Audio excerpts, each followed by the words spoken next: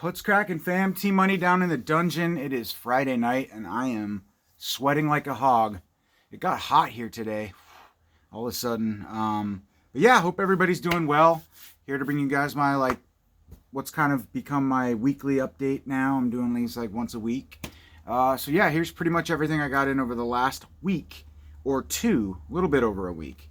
I got some DVDs, got some Blu-rays, and that's pretty much what I always have. Oh, wait, first though, I do have one thing. So my brother went to my uncle's for a few weeks just to get away, get a little vacation, and he brought me back this gift. So this is amazing. This is from like our favorite Twilight Time episode ever, To Serve Man. So really cool. I think I have. It's from the Marty Abrams Mega Monsters series, I guess. I forget the name. Is it? Yeah, it's like Mega Monsters. I think I have one other toy like from this brand, but it's pretty cool. He actually got this at an FYE, so that's awesome.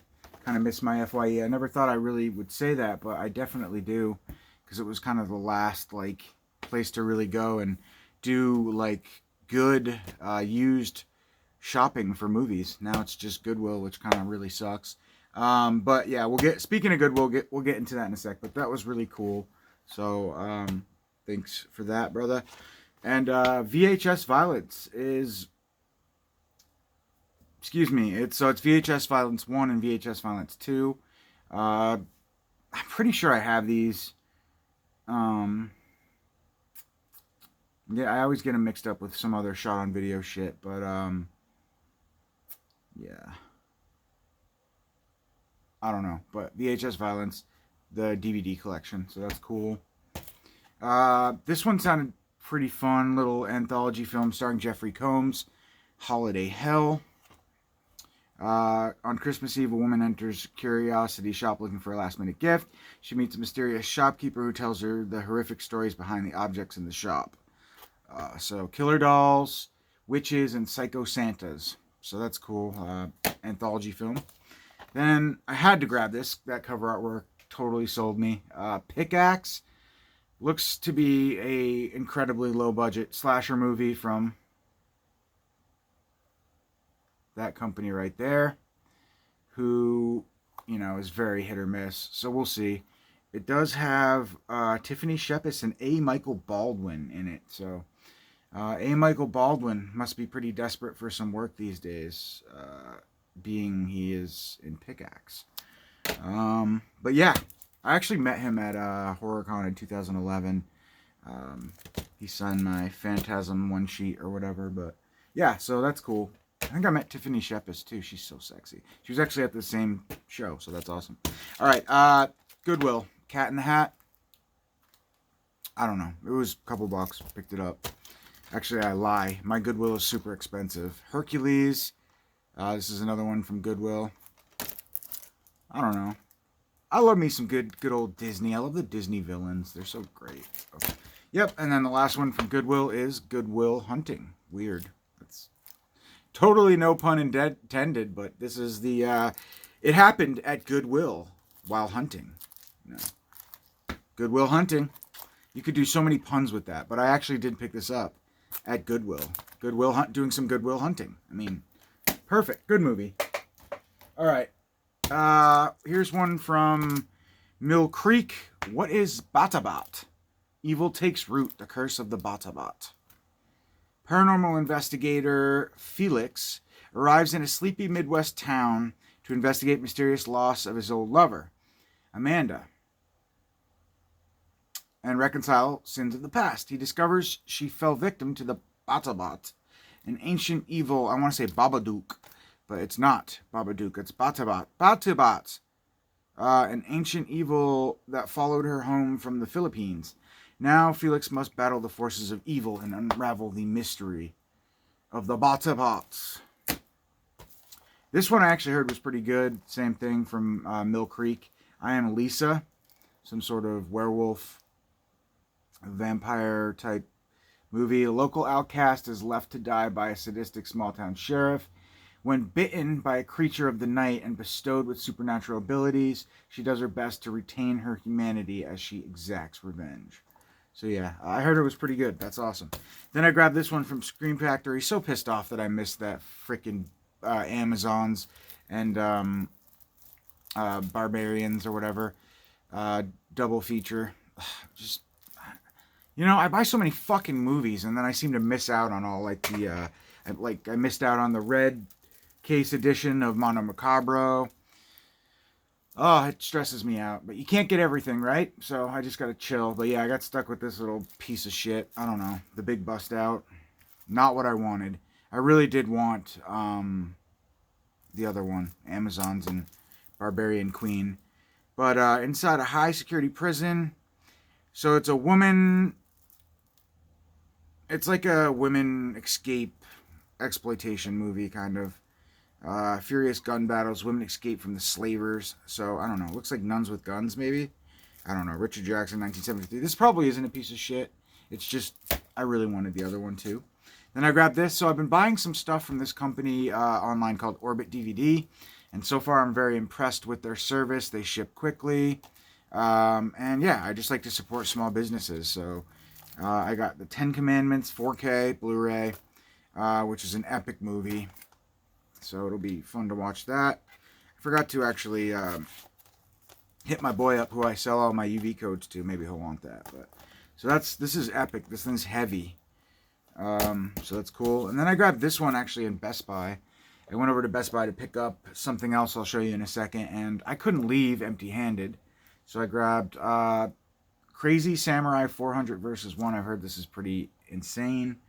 So yeah, I love me some good action samurai movies. So there's that. And then also from Best Buy. So okay, I lied again. This is from Orbit DVD. This is from Best Buy. The Swordsman. So two similar Well Go USA samurai type movies. Both look pretty epic. So can't wait to check those out. And then I grabbed The Toll, which is probably a piece of shit, but I don't know. I couldn't resist. Supernatural horror. Then, of course, I had to grab this. I had pre-ordered this from Best Buy. Honestly, I thought the Steelbook was going to be way more cool or interesting than this. But I am a huge fan of Mortal Kombat, the movie, the games. So I had to grab this. Never really was into Annihilation, the second one. But I absolutely love... Look at that. That wasn't even planned, guys, I swear. I love Goro. And I love Mortal Kombat. So, yeah. This is the Steelbook of both films. Not even 4K. So when I was in Best Buy again, I grabbed Air Force One, classic movie. Grew up watching this one. This one and U.S. Marshals, my mom and I would watch a lot. And Breakdown. Shout out to Imprint for putting that on Blu-ray. But, yep. Air Force One, 4K. Had to do it. And a new one from Full Moon Features. We have Night of the Eagles. Do you guys notice lately the mail's been fucked up? Really, like I have a ton of things that I've ordered over the last few weeks that are taking a real long time to get here. So, yeah. Now that I mentioned that, stay tuned for a ton more stuff. Honestly, this update should have been a lot bigger than it is, but everything's just moving slow. And the reason why I thought of that is because I've had some Full Moon titles in transit for like 2 weeks too, so should be getting more of those. But Christopher Lee, Mark Hamill, Night of the Eagles, can't go wrong with that cast. Never seen the movie, but we'll check it out. And Mommy Dearest, been hearing a lot about this one recently, and of course it just got a U.S. announcement. I can't remember now who's putting it out, but yeah. Not to be confused with Dolly Dearest. This is the classic. I think maybe the name came from this. But outrageous and controversial, Joan Crawford and her struggle with... Is it based on... That's the story of legendary movie star Joan Crawford and her struggle with the dual roles of facing actress and tormented mother. The public Crawford was strong-willed, glamorous, and admirable. But Mommy Dearest reveals the private Crawford, the woman desperate to be a mother, adopting her children when she was single, and trying to survive in the devastating movie industry. The rage, blah, blah, blah. So, very cool. Yeah, I gotta check this one out. Frank Yablans. Any connection to Irwin? But I've heard great things. Faye Dunaway, Diana Scarwood, and Steve Ferres. So Faye Dunaway is Joan Crawford, a star, a legend, and a mother. The Illusion of Perfection. I actually didn't really know that it was based on Joan Crawford, but that's awesome. Then we have Richard Thomas in September 30th, 1965. I got this one from 1955. I got this one from Grindhouse. It's a Scorpion release. James Bridges directed it.